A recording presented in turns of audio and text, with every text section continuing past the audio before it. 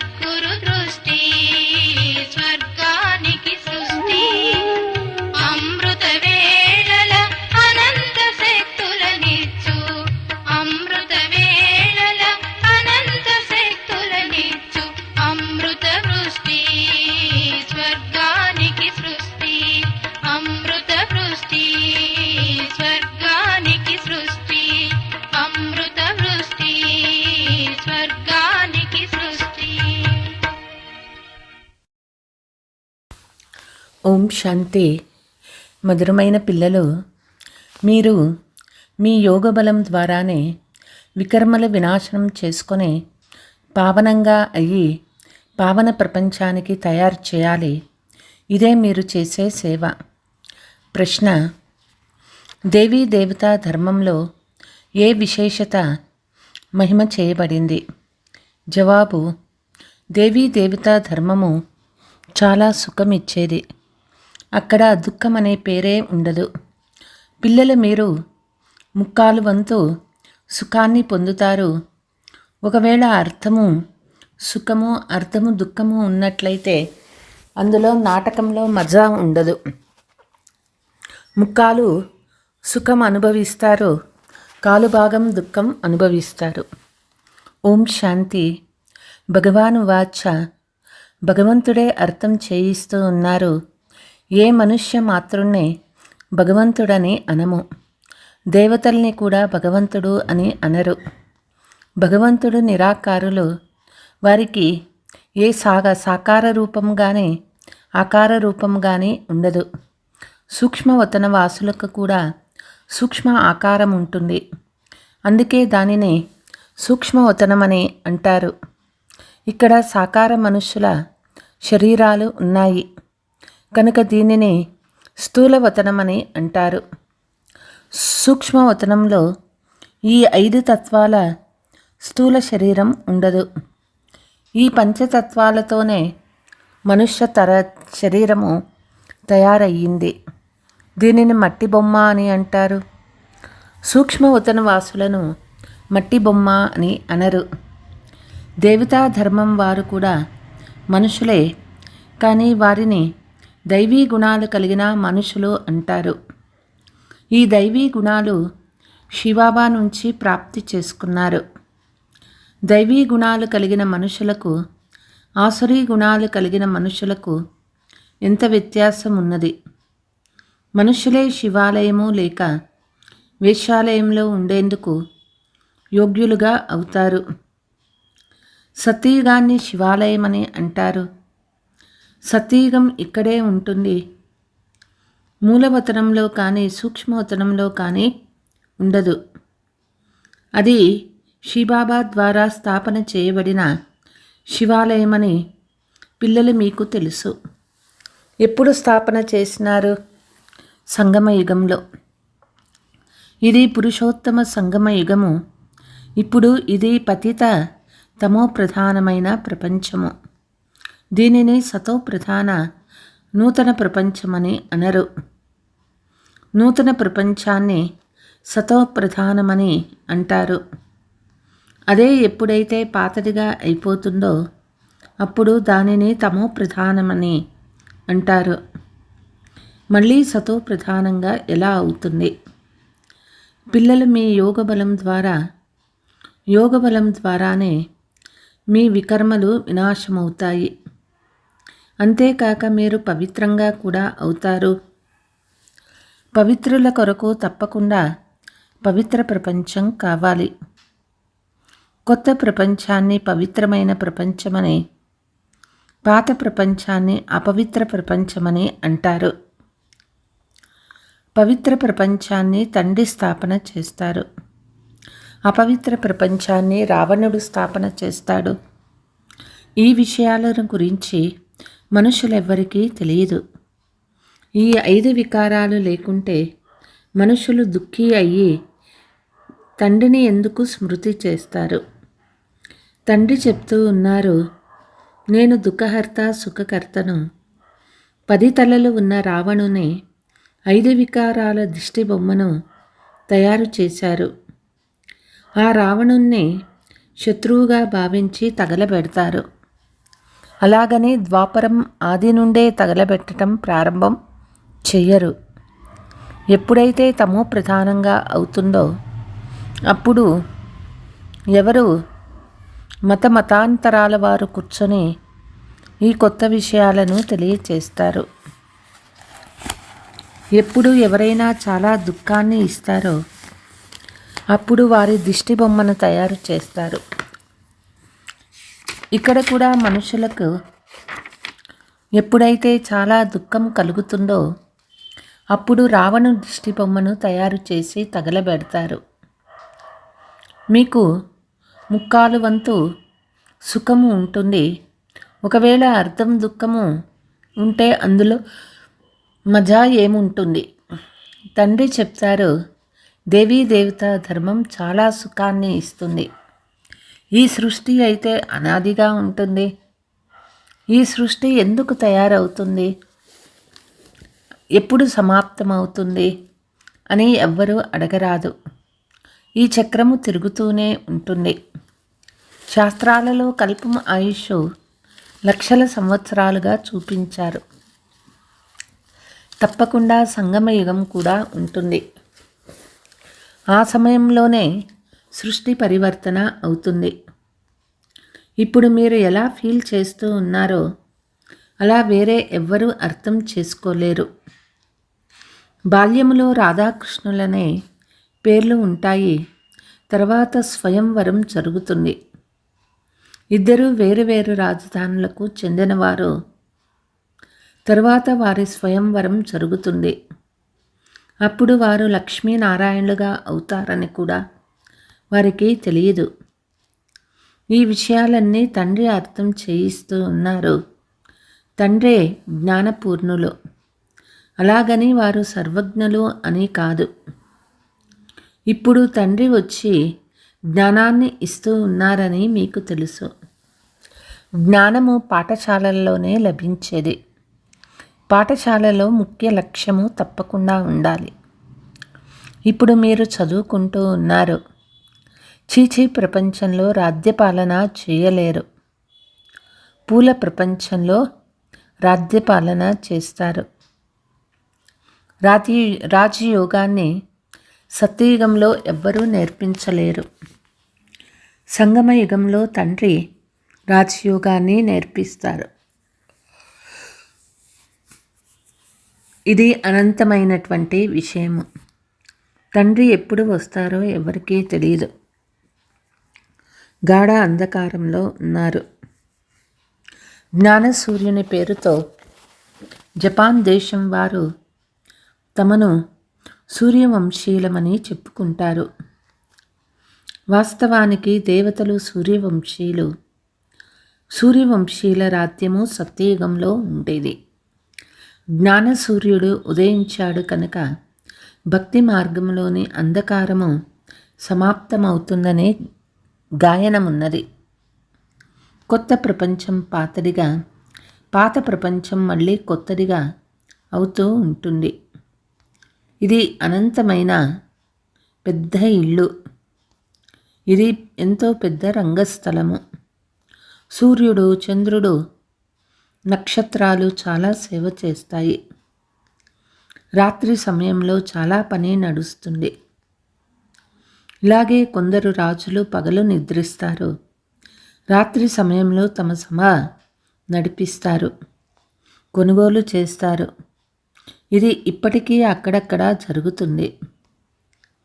పరిశ్రమలు మొదలైనవి రాత్రి సమయంలో నడుస్తాయి. ఇది హద్దు రాత్రి పగలు, అది బేహద్దు రాత్రి పగలు. ఈ విషయాలు మీ బుద్ధిలో తప్ప వేరే ఎవరి బుద్ధిలో లేవు. వారికి శివబాబా గురించి తెలియదు.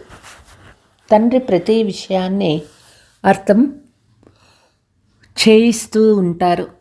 ప్రజాపిత బ్రహ్మ అని బ్రహ్మ గురించి కూడా అర్థం చేయించారు. తండ్రి ఎప్పుడు సృష్టిని రచిస్తారో అప్పుడు తప్పకుండా ఎవరిలోనైనా ప్రవేశిస్తారు. పావనమైన మనుష్యులైతే సత్యయుగంలో మాత్రమే ఉంటారు. కలియుగంలో అందరూ వికారుల నుండి జన్మ తీసుకుంటారు. అందుకే పతితులు అని అనబడతారు. వికారాలు లేకుంటే ఎలా సృష్టి నడుస్తుంది అని మనుషులు ప్రశ్నిస్తారు. అరే, మీరు దేవతల్ని సంపూర్ణ నిర్వికారులని అంటారు. చాలా శుద్ధంగా వారు మందిరాలని నిర్మిస్తారు. బ్రాహ్మణులు తప్ప ఎవరిని లోపలికి అనుమతించరు. వాస్తవానికి ఈ దేవతల్ని వికారులెవ్వరూ స్మరించలేరు. కానీ వర్తమాన సమయంలో ధనం ద్వారా అన్నీ జరుగుతాయి. కొందరు తమ ఇంట్లో మందిరాలు మొదలైనవి నిర్మించుకున్న బ్రాహ్మణులనే పిలుస్తారు. ఇప్పుడు బ్రాహ్మణులు కూడా వికారులే, పేరుకు మాత్రం బ్రాహ్మణులు. ఈ ప్రపంచమే వికారి ప్రపంచము. పూజ కూడా వికారుల ద్వారానే జరుగుతుంది. నిర్వికారులై ఎక్కడి నుండి వస్తారు? నిర్వికారులు సత్యయుగంలో మాత్రమే ఉంటారు. వికారాలలోకి వెళ్ళని వారిని నిర్వికారులు అని అనేందుకు వీలే లేదు. శరీరమైతే వికారుల నుండే జన్మిస్తుంది కదా. ఇదంతా రావణ రాజ్యమని తండ్రి ఒక మాట చెప్పారు. రామరాజ్యంలో సంపూర్ణ నిర్వికారులు, రావణ రాజ్యంలో వికారులు ఉంటారు. సత్యయుగంలో పవిత్రత ఉండేది కనుకే శాంతి సంపదలు కూడా ఉండేవి. సత్యయుగంలో లక్ష్మీనారాయణ రాజ్యం ఉండేది కదా. ఇది మీరు చూపించగలరు. అక్కడ పంచవికారాలు ఉండవు. అది భగవంతుడు స్థాపన చేసిన పవిత్ర రాజ్యము. భగవంతుడు పతిత రాజ్యాన్ని స్థాపన చేయరు. సత్యయుగంలో ఒకవేళ పతితులు ఉన్నట్లయితే నన్ను పిలిచేవారు కదా. అక్కడ ఎవ్వరూ పిలవరు. సుఖంలో ఎవరూ స్మృతి చెయ్యరు. సుఖ సాగర్లు, పవిత్రతా సాగర్లు అని పరమాత్మ మహిమ కూడా చేస్తారు. శాంతి కావాలి అని అంటారు కూడా. ఇప్పుడు పూర్తి ప్రపంచంలో మనుషులు శాంతిని ఎలా స్థాపించగలరు? శాంతి రాజ్యము ఒక్క స్వర్గంలోనే ఉండేది. ఎవరైనా పరస్పరంలో కొట్లాడుకుంటే శాంతింపచేయాల్సి ఉంటుంది. అక్కడ ఒకే రాజ్యం ఉంటుంది. తండ్రి చెప్తారు, ఈ పాత ప్రపంచమే ఇప్పుడు సమాప్తమవ్వనున్నది. ఈ మహాభారత యుద్ధంలో అంతా వినాశనం అవుతుంది. వినాశకాలే విపరీత బుద్ధి అని కూడా వ్రాయబడి ఉంది. వాస్తవానికి పాండవులు మీరే కదా. మీరు ఆత్మీక మార్గదర్శకులు. అందరికీ ముక్తిధామానికి దారి తెలియజేస్తారు. అది ఆత్మల ఇళ్ళైన శాంతిధామము, ఇది దుఃఖధామము. ఇప్పుడు తండ్రి చెప్తూ ఉన్నారు, ఈ దుఃఖధామాన్ని చూస్తూ కూడా మర్చిపోండి. ఇప్పుడు మనం శాంతిధామానికి వెళ్ళాలని ఆత్మ చెప్తుంది. ఆత్మనే గ్రహిస్తుంది. నేను ఆత్మను అని ఆత్మకు స్మృతి వచ్చింది. తండ్రి చెప్తూ ఉన్నారు, నేను ఎవరో ఎలా ఉంటానో ఇతరులకు ఎవరికీ అర్థం చేసుకోలేరు. నేను బిందు రూపమని మీకు మాత్రమే అర్థం చేయించాను.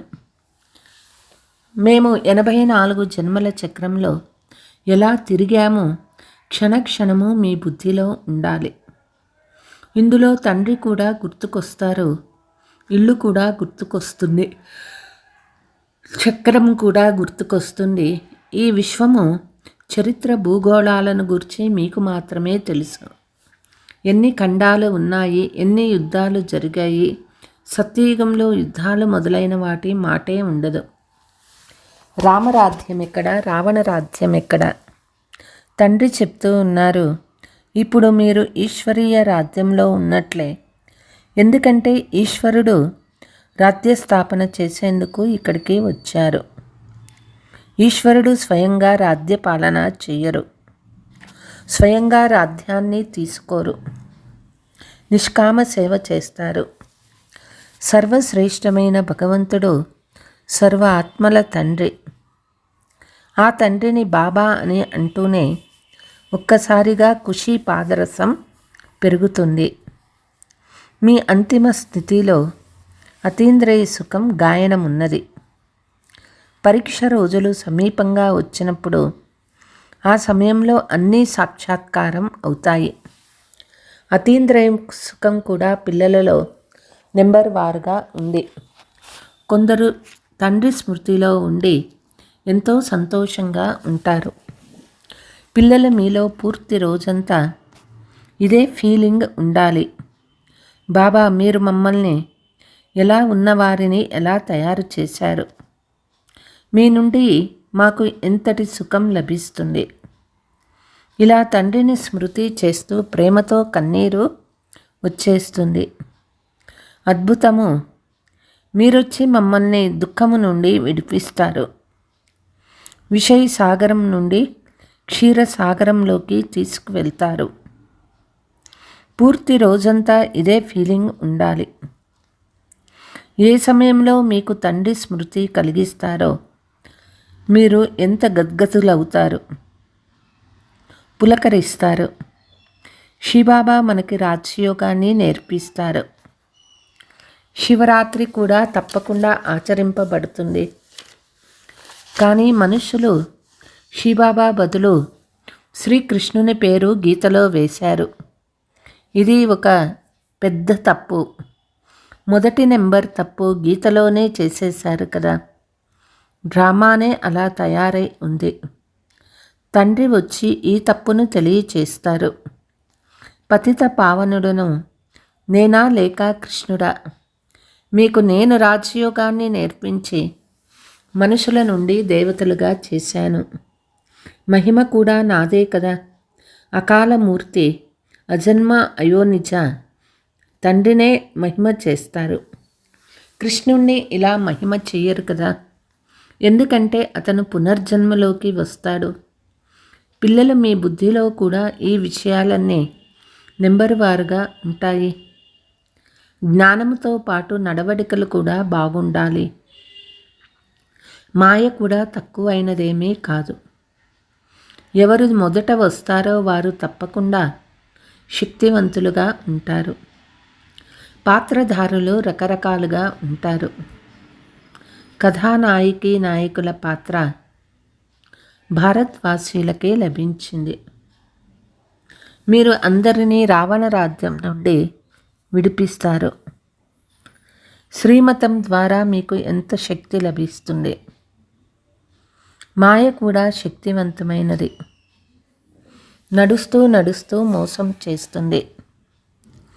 బాబా ప్రేమ సాగరుడు కనుక పిల్లలు మీరు కూడా తండ్రి సమానంగా ప్రేమ సాగర్లుగా అవ్వాలి. ఎప్పుడూ కఠినంగా మాట్లాడకండి. ఎవరికైనా దుఃఖాన్ని ఇచ్చినట్లయితే దుఃఖితులై మరణిస్తారు. ఈ అలవాట్లన్నీ సమాప్తం చేసుకోవాలి. విషయ సాగరంలో మునగడం అన్నిటికంటే చెడ్డ అలవాటు. కామము మహాశత్రువని తండ్రి కూడా చెప్తారు. ఎంతోమంది పిల్లలు దెబ్బలు తింటారు. కొంతమంది తమ కన్యలకు పవిత్రంగా ఉండమని చెప్తారు. అరే, మొదట మీరు పవిత్రులవ్వండి. కన్యల్ని పంపునప్పుడు మీ అదృష్టంలో ఏముందో, సుఖమైన ఇల్లు దొరుకుతుందో లేదో తెలియదు. ఖర్చు మొదలైన భారం నుండి విముక్తులవుతామని భావిస్తారు. ఈ రోజుల్లో ఖర్చు కూడా చాలా అవుతుంది. పేదవారు చాలా త్వరగా ఇచ్చేస్తారు. కొందరికి ఇంకా మోహం ఉంటుంది. మొదట ఒక బోయ స్త్రీ వస్తూ ఉండేది. కానీ జాదూ చేస్తారేమో అనే భయం వల్ల జ్ఞానంలోకి వచ్చేందుకు అనుమతించలేదు. భగవంతుని ఇంద్రజాలికుడని కూడా అంటారు. దయాహృదయులని భగవంతుణ్ణి మాత్రమే అంటారు. కృష్ణుణ్ణి అలా అనరు. ఎవరైతే నిర్దయుణ్ణి నుండి విడిపిస్తారో వారే దయాహృదయులు. రావణుడు నిర్దయుడు. మొదటిది జ్ఞానము. జ్ఞానము, భక్తి, తర్వాత వైరాగ్యము. భక్తి, జ్ఞానము, తర్వాత వైరాగ్యమని అనరు. జ్ఞానముపై వైరాగ్యము కలగదు. భక్తిపై వైరాగ్యం కలుగుతుంది. కనుక జ్ఞానము, భక్తి, వైరాగ్యము ఇవి సరైన వరుస పదాలు. తండ్రి మీకు బేహద్దు అంటే పాత ప్రపంచంపై వైరాగ్యం కలిగిస్తారు. సన్యాసులైతే కేవలం ఇల్లు వాకిలిపై వైరాగ్యము కలిగిస్తారు. ఇది కూడా డ్రామాలో నిర్ణయించబడి ఉంది. మనుషుల బుద్ధిలో ఇవి కూర్చోవు. భారతదేశం 100% శ్రేష్ఠ సంపన్నంగా, నిర్వికారంగా, ఆరోగ్యంగా ఉండేది. ఎప్పుడూ అకాల మృత్యువులు జరిగేవి కాదు. అన్ని విషయాలు ధారణ చాలా కొద్ది మందికి మాత్రమే జరుగుతుంది. ఎవరైతే బాగా సర్వీస్ చేస్తారో వారు చాలా ధనవంతులుగా అవుతారు. పిల్లలకు పూర్తి రోజంతా బాబా బాబా అనే స్మృతి ఉండాలి. కానీ మాయ అలా ఉండనివ్వదు. తండ్రి చెప్తూ ఉన్నారు, సతో ప్రధానంగా అవ్వాలి అంటే నడుస్తూ, తిరుగుతూ, తింటూ తండ్రి స్మృతి చేయండి. బాబా మనల్ని విశ్వాధిపతులుగా చేస్తారు. మీరు నన్ను స్మృతి చేయలేరా? చాలామంది మాయా తుఫాను చాలా వస్తాయి. తండ్రి అర్థం చేయిస్తారు.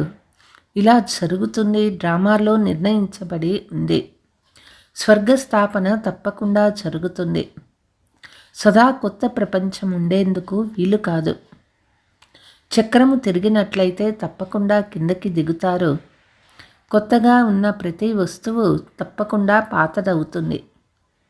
ఈ సమయంలో మాయ అందరినీ ఏప్రిల్ ఫూల్గా మార్చేసింది. బాబా వచ్చి సుగంధ పుష్పాలుగా చేస్తారు. అచ్చా, मीठे मीठे सिकीलते बच्चों प्रति मात पिता बाप दादा का याद प्यार और गुड मॉर्निंग. रूहानी बाप की रूहानी बच्चों को नमस्ते.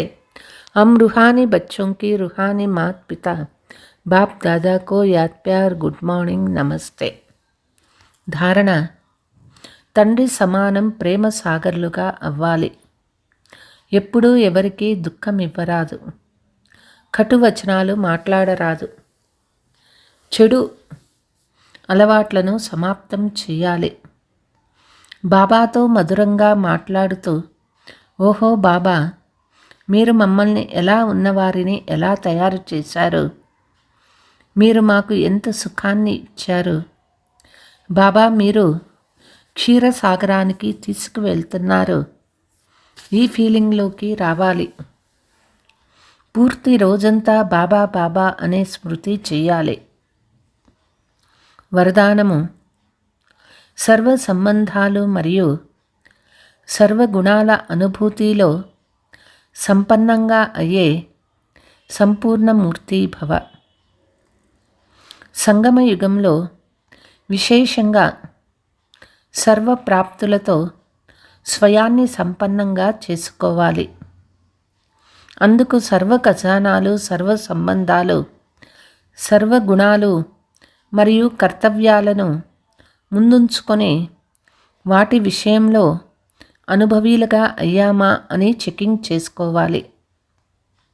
ఒకవేళ ఏ విషయంలోనైనా అనుభవం తక్కువగా ఉంటే అందులో స్వయాన్ని సంపన్నంగా చేసుకోండి.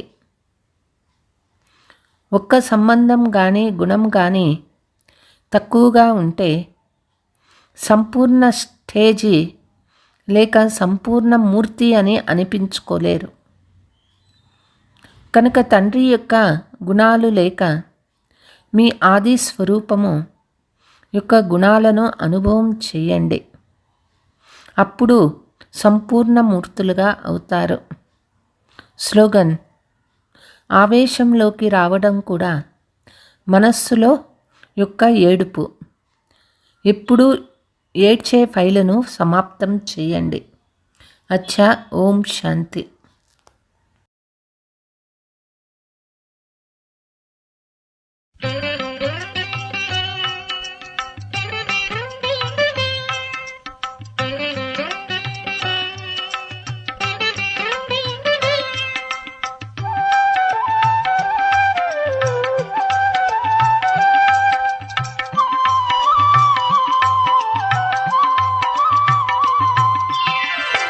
ఏమని వర్ణింతును